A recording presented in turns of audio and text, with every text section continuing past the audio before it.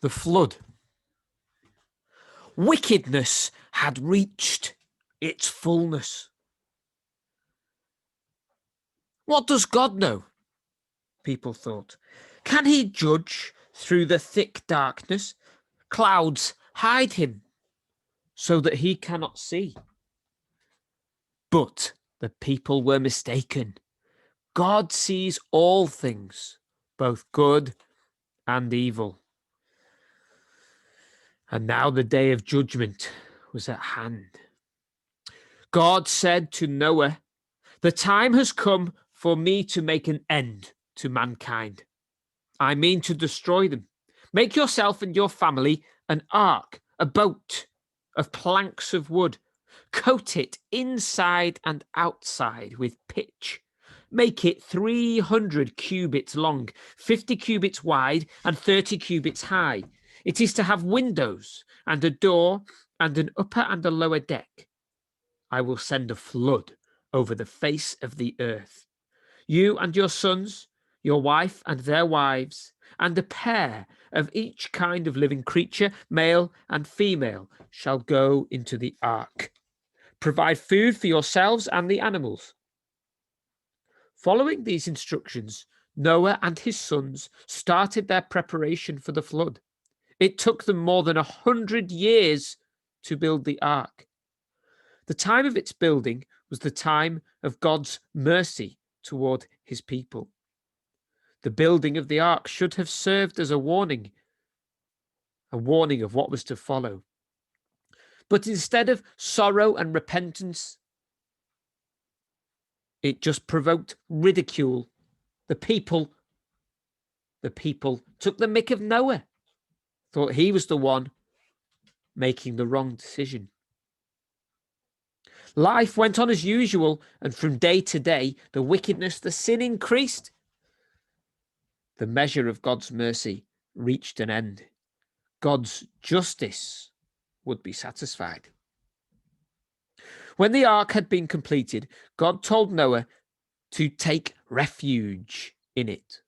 And then Noah and his wife and his sons and their wives and all types of beasts and birds and all creeping things, male and female of each, found shelter, protection, and safety in the ark. The Lord shut them in, and his spirit held them in safely.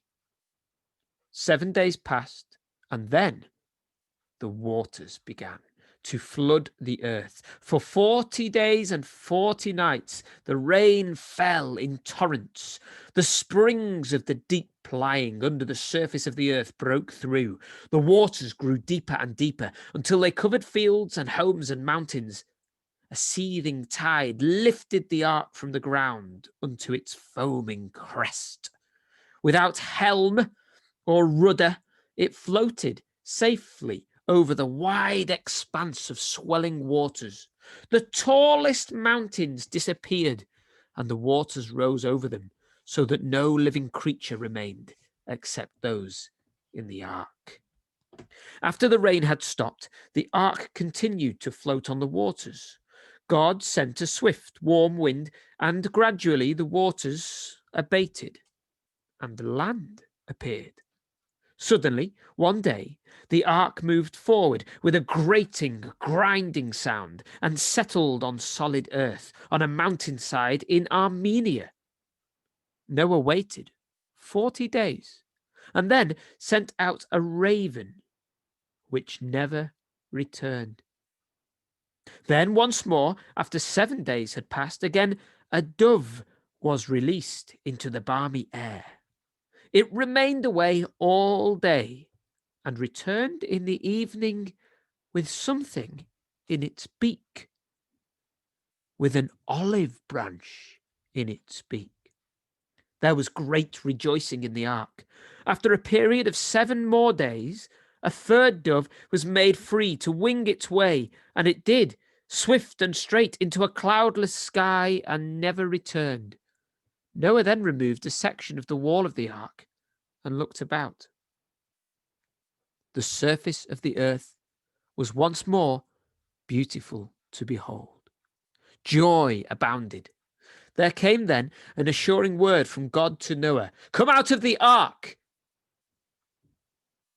Now, again, we have to consider the story in the spirit in which it is told. The author looks upon the story as a parable of God's mercy and love. A parable, we must understand, is a story often based on facts, as is this one, but from which spiritual truths can be learned. The truths on which this parable is based are that there really was a flood, that Noah really built an ark, and that he, together with his family, found safety in the ark. The spiritual truths that the story teaches are many. They are important, very important. They are truths by which all people are brought to God. Looking at God's part in the story of the flood, we see his justice, his dislike and impatience with sin, and his holiness that cannot tolerate evil. On the part of humanity, the story shows the ugliness of sin, its rapid, quick growth, and the depth that human malice can reach. But there is a hopeful side to this picture of sin. God's dealings with humanity are merciful. He allows time for repentance, and he does not condemn the innocent with the guilty, even when the innocent are greatly outnumbered by the guilty. Confusing ideas have come up about the flood. Was it worldwide? Were all the people of the world drowned? The writer says the flood was worldwide, and he no doubt thought so. But the world was much larger than the people of those days knew. Maybe the flood was worldwide. Maybe it wasn't. And so maybe not all men were destroyed, except those in the ark.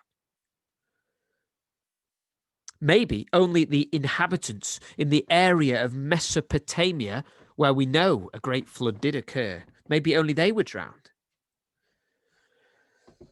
The point is, the author knew about a flood that had really happened, and he told the story as he knew it. And he used the story to teach the truth of humanity's relationship to sin and God's justice. The storyteller wasn't really interested in telling the story about a flood. It wasn't a scientific account of water filling the world. The facts about the flood may be true, but they may be questioned. But the religious truths can't be questioned. They are true forever. The story in the flood of Genesis must be accepted by Catholics for its value of spiritual truths. In the description of the ark, the religious purpose of the writer is shown again. His dimensions of the ark are incredible. To him, the ark had to be represented as gigantic, as it symbolized or represented God's all-powerful protection. Now, the ark is a foreshadowing, a sign of two things: of baptism and the Catholic Church itself. The ark, the boat of the church through which we can be saved. The salvation given to Noah and his family as he was lifted upon the floodwaters stands for the saving waters of baptism. And the ark, even in the very early days of the church, was seen as a foreshadowing, a sign of the church.